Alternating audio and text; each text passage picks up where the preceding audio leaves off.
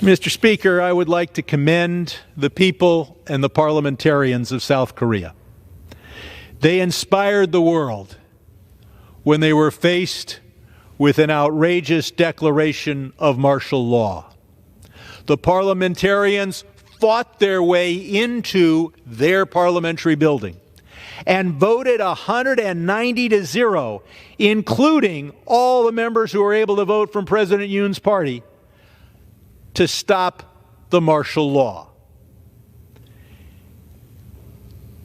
President Yoon's declaration of martial law was absolutely outrageous. It was an affront to South Korean democracy, an affront to the worldwide effort for democracy and the rule of law. And what was also outrageous was his attempt to justify it on national security grounds, because that declaration of martial law, and thank God it was stopped in a few hours, not only did nothing to enhance South Korea's national security, it undermined it. Because what are the two pillars of South Korean national security? The first is the unity of the South Korean people in their dedication to democracy and the rule of law. President Yoon undermined that. And second, it is the relationship between the Republic of Korea and the United States and the American people. And our commitment to South Korea is not a remnant of the fact that we fought together in the 1950s. Yes, we remember history. But our dedication to South Korea is there because of our shared dedication to democracy. President Yoon tried to undermine that. I applaud the people of Korea and I applaud the parliamentarians of Korea in making sure that he was unsuccessful. 김어준 총수로 하여금 야 그거 공개하지라고 혹시 뒤에서 쓰셨나? 그 우방국은 미국인 것 같다 이게. 근데 남한을 공격하는 것은 너무 정신 나간 소리지. 그 우방국 대사관이 어느 나라 대사관? 그거죠. 그거 아니에요. 맞습니다. 그게 맞습니다. 그게 핵심이에요. 오늘 김어준 씨 발언의 핵심은 우방국 대사관. 조태열 그 지금 외무부 장관이 국회에 나와서 미국 골드버그 대사가 전화했는데 안 받았지 너 그때. 왜 안 받았어? 라고 물었더니 뭐 정신도 없었고 미스리드 될까봐 안 받았다라고 얘기를 했어요. 미스리드. 오판에서 오도 다른 잘못된 길로 갈까봐 안 받았다 그랬어요. 계엄 선포 당시 골드버그 주한 미 대사 전화 안 받으셨죠? 깊은 고뇌와 갈등을 거듭한 시간입니다. 그 시간에 미국이 소통이 중요한 게 아니라 소통하면서 무슨 내용을 가지고 소통할 것인가가 더 중요하다고 생각했고, 그런 상황에서 제가 소통을 하는 것은 상대방을 오도할 수 있다고 생각해서 미뤘습니다. 미국이 계엄 중단하라고 할까봐 안 받은 거 아니에요? 제이크 설리반 백악관 안보보좌관. 네. 용산에 전화하지 않았습니까? 그런데 용산에 전화 안 받지 않았어요? 그것은 제가 확인할 수 없는 상황입니다. 윤석열 정부에서 그렇게 강조하는 한미 동맹관계 스스로 깬 겁니다. 오늘 김어준 씨가 아침에 예고를 하고 이제 12시에 나와서 그 증언을 했는데 네. 어제부터 내가 뉴스를 보면서 뭐가 좀 이상한데? 뭐예요? 이거 뭐지 이 뉴스가? 두 개를 내가 이상하게 봤는데, 첫 번째는 브래드 셔먼이라고 미국 하원 의원, 이 사람 29년 차 하원 의원이에요. 네. 15선. 15선. 2년에 한 번씩 2년에 한 뽑으니까. 네. 15선이고 이제 그 한반도 평화선 결의안 같은 거 주도했고 이게 계속 내고 한반도를 있습니다. 굉장히 잘 아는 분이세요. 이분이 어제 저녁에 MBC 뉴스 하이킥에 전화 연결을 했어. 네네. 그 대화 중에 진짜 이상한 게 내가 들으면서 뭐야? 이건 너무 이상하다 싶었던 게, 중간에 진행자가 뭐라고 물어봤냐 하면 비상계엄과 관련해서 김영현 장관이 선포 일주일 전에 남북 간 국지전을 유도하려 했다는 주장이 나왔다.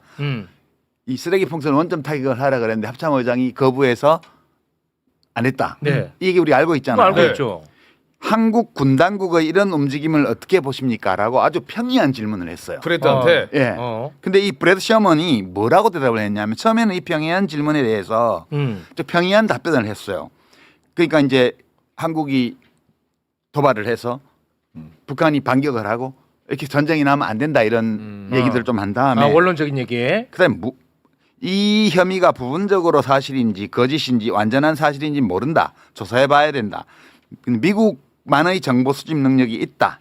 그것까지는 좋아요. 근데 그다음에 뭐라고 얘기를 했냐면, 그리고 만약 대한민국 국군이 남한 내의 한 장소를 공격해서 사건이 발생했다 해도 미국은 북한의 공격이 아니라는 걸 알고 있었을 겁니다. 뭐야 갑자기 너무 생뚱맞네. 아니 저봐서 그 뒤에 또 이어서 또 이를 공개하여 북한이 당시 그러한 공격을 하지 않았다는 것을 한국과 미국 국민들에게 분명히 알렸을 겁니다. 그렇다고 북한이 나쁜 일을 하지 않는다는 뜻은 아닙니다. 뭐야? 그러나 만약 이건 이제 결정적인데 대한민국의 어느 장소가 북한에 의해 공격당하는 것처럼 보이게 하려는 시도가 있었다면 if예요, if. 네. 있었다면 미국은 진실을 알고 있었을 것이고 이를 공개했을 거라는 얘기입니다. 조사해야 합니다. 미국 역시 미국만의 정보 수집 능력이 있습니다. 그리고 만약 대한민국 국군이 남한 내 한 장소를 공격해서 사건이 발생했다 해도 미국은 북한의 공격이 아니라는 걸 알고 있었을 겁니다. 또 이를 공개하여 북한이 당시 그러한 공격을 하지 않았다는 것을 한국과 미국 국민들에게 분명히 알렸을 겁니다. 그렇다고 북한이 나쁜 일을 하지 않는다는 의미는 아닙니다. 그러나 만약 대한민국의 어느 장소가 북한에 의해 공격당하는 것처럼 보이게 하려는 시도가 있었다면 미국은 진실을 알고 있었을 것이고 이를 공개했을 거라는 얘기입니다. 김정은이 대한민국을 공격하는 것과 대한민국이 스스로를 공격하는 것에는 큰 차이가 있습니다.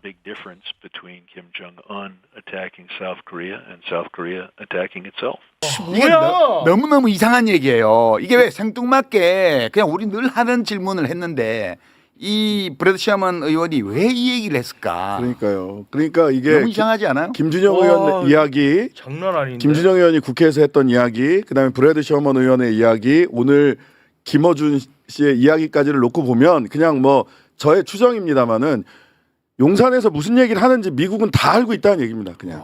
그러니까 추측인데 와씨 뭐야 일단 이거. 지금까지 나온 이 정보로만 보면 미국 대사가 왜 전화를 했냐 하면 너네 이러려고 그러지. 우리가 알고 있으라는 얘기를 해주려고 전화를 했는데 이 안 받은 거죠. 외교장관하고 안보실 1차장 실세죠. 실장 안보실장이에요. 실제로는 네. 생간 거죠. 씹은 거죠.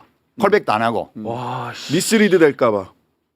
왜냐하면 시인하면 시인하는 대로 부정하면 부정하는 대로 다 문제가 돼요. 다 문제되지. 또 하나 어제 내가 본 이상한 기사가 하나 어씨 있는데 뭐야. 이 기사도 이상한데 후속 보도도 한 개도 없고 인용 보도도 한 개도 없는 보도. 이건 동아일보 보도인데 네. 동아일보 윤상호 군사 전문 기자라고 있어요. 여러분들이 U2 정찰기 이렇게 검색해 보면 최근에 기사가 한 개밖에 없어요. 이거 한 개밖에. 네. 단독 달고 나왔는데요. 제목이 주한미군 U2 정찰기 동남 해상 등 이례적 후방 정찰 비행 이런 제목의 기사가 있어요.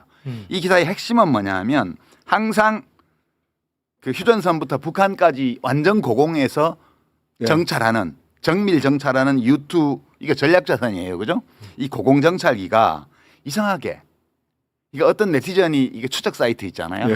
항적 이동 항적 추적 사이트가 있어요. 거기에서 8일 날 공개한 데이터를 보면 이게 북쪽으로 안 가고 휴전선 이남하고 서울 경기 남부 대전 그다음에 포항 쪽으로 이렇게 대각선 라인 그다음에 잠깐 광주 쪽 이게 다예요. 북으로 안 가고. 북으로 안 가고. 그래서 이거에 대해서 어떻게 지금 이 기자가 썼냐 하면 네. 북한이 계엄 사태 혼란기를 이용해 한국 후방 지역에서 모종의 도발을 감행할 가능성을 주시하는 게 아니냐는 관측이 나온다. 아니에요. 북한군을 감시한 게 아니야. 북한군을 한국군을 감시한 감시한 게 거지. 아니에요. 한국군은. 이게 너무 이상해요. 그러고 나서 이 항공기의 성능에 대해서 엄청나게 기사를 써놓고 이게 북한군의 후방 소요 사태 유발이나 도발을 감시하려고 하는 것처럼 이 전문 기자는 썼는데 그럴 이유가 한 개도 없는 상황이었잖아요. 계엄 이후에. 예, 없었어요, 그거는. 그리고 제가 아는 바 너무 이상한 거예요. 그때 유투 정찰기가 이게 고도 굉장히 고고도잖아요. 네. 고도를 낮췄다는 거예요. 고고도가 아니라. 예. 아니 그럼 이거를 일부러. 이제 잠깐 좀 정리를 해보면 우리가 보고 있다라는 걸 사인을 준 거예요.